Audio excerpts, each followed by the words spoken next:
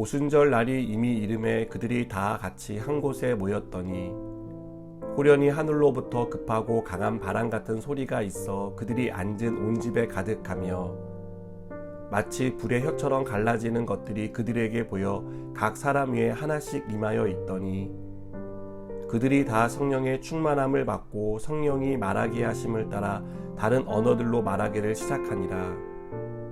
그때 경건한 유대인들이 천하 각국으로부터 와서 예루살렘에 머물러 있더니 이 소리가 나매 큰 무리가 모여 각각 자기의 방언으로 제자들이 말하는 것을 듣고 소동하여 다 놀라 신기하게 여겨 이르되 보라, 이 말하는 사람들이 다 갈릴리 사람이 아니냐. 우리가 우리 각 사람이 난 곳 방언으로 듣게 된 것이 어찌 됨이냐. 우리는 바데인과 메데인과 엘람인과 또 메소보다미아, 유대와 갑바도기와 본도와 아시아, 부르기아와 밤빌리아, 애국과 및 구레네에 가까운 리비아 여러 지방에 사는 사람들과 로마로부터 온 나그네 곧 유대인과 유대교에 들어온 사람들과 그레데인과 아라비아인들이라. 우리가 다 우리의 각 언어로 하나님의 큰 일을 말함을 듣는도다 하고 다 놀라며 당황하여 서로 이르되 이 어찌된 일이냐 하며 또 어떤 이들은 조롱하여 이르되 그들이 새 술에 취하였다 하더라. 아멘. 오순절에 이르자 다락방에 모여 전심으로 기도하던 120명의 성도들에게 성령이 임했습니다. 성령은 그 자리에 있던 모든 사람들이 알 수 있을 정도로 아주 강하게 임했습니다. 그 증거로 혀가 불의 혀처럼 갈라지는 일이 일어났습니다. 또 외국어를 배운 적이 없던 제자들은 다른 사람들이 알아들을 수 있는 외국어로 말하기 시작했습니다. 제자들은 이날 성령으로 세례를 받았습니다.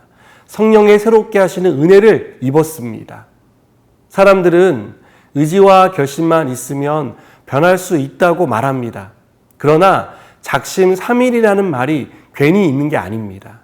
사람이 결심을 하고 작심을 해도 그것이 3일을 넘기기가 어렵다고 사람들은 생각하기 때문에 작심 3일이라고 말하는 것입니다. 우리가 이미 알고 경험한 일이지 않습니까? 그 정도로 사람의 의지와 결심은 믿을 만한 것이 못 됩니다. 사람의 변화는 그 사람에게서 나오는 게 아닙니다. 변화는 성령이 임하실 때 일어납니다. 성령으로 세례를 받을 때 우리는 비로소 새 사람이 될 수 있습니다. 성령은 우리를 변화시킵니다. 그래서 이전과 다른 삶을 살도록 이끄십니다. 죄를 미워하게 하시고 불법을 멀리하게 하십니다. 하나님의 뜻을 따르게 하시며 복음을 위해 우리 인생을 기꺼이 헌신하게 하십니다. 무엇보다 복음을 전하는 삶을 살도록 우리를 이끄십니다. 11절을 보니까 하나님의 큰일에 대해 말씀하시는데요.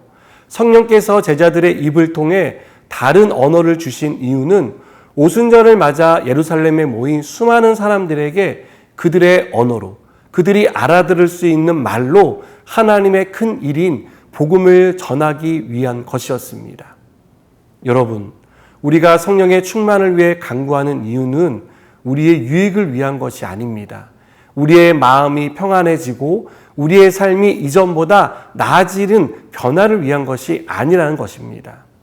성령의 충만을 위해 구하는 것은요, 더 이상 나를 위해 살지 않고 주님을 위한 삶을 살기 위한 것입니다. 내 뜻이 아닌 하나님의 뜻에 순종하기 위해 구하는 것입니다. 내가 받은 구원의 기쁨을 아직 받지 못한 가족과 친지와 이웃에게 전하기 위해 성령의 충만을 구하는 것입니다. 여러분, 오늘 말씀을 보면 많은 사람이 각각 자기의 난곳 방언으로 알아들었다라고 말합니다. 이것은 성령께서 초자연적으로 역사하셨다는 것을 보여줍니다. 이런 역사는요, 복음을 전하는 현장에서 일어납니다. 복음에 대해 마음의 문을 닫았던 사람이 빗장을 열고 복음을 받아들이는 기적이 일어납니다. 하나님이 없다고 부정하던 사람이 하나님을 아버지라고 부르는 기적이 일어납니다. 자기 의로 가득 찬 사람이 하나님 앞에 굴복하는 역사가 일어나는 것입니다. 방탕한 삶을 살던 사람이 자신의 죄를 뼈저리게 회개하고 새 사람이 되는 일이 복음을 들을 때 일어납니다.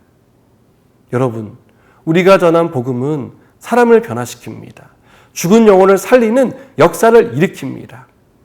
우리가 오늘도 성령의 충만을 위해 기도해야 한 이유는요, 여전히 이렇게 주님을 부인하는 사람들이 변화되기를 바라기 때문입니다.